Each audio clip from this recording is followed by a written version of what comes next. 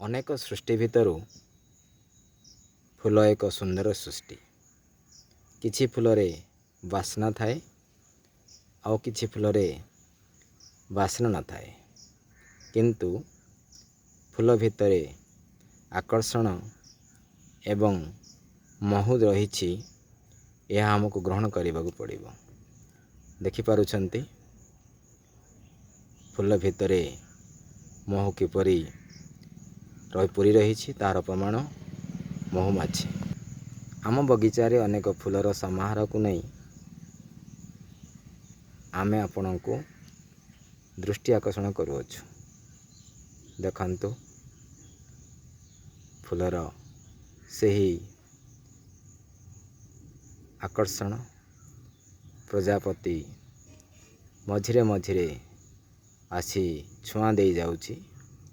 ମହୁମାଛି ନିରନ୍ତର ମହୁ ସଂଗ୍ରହରେ ଲାଗି ପଡ଼ିଛି।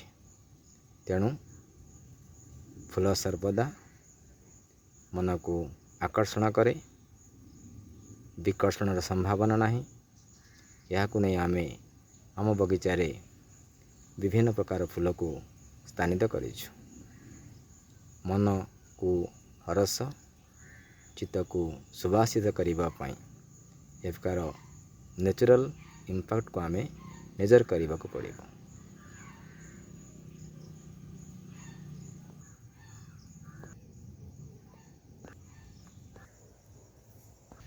ଯେତେବେଳେ ଆପଣ ଡିପ୍ରେସନ୍ ଅଛନ୍ତି,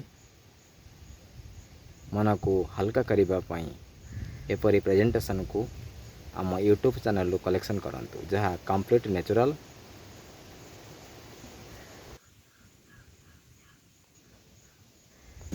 Without nature, we can't expect good things from the world. Thanks for watching.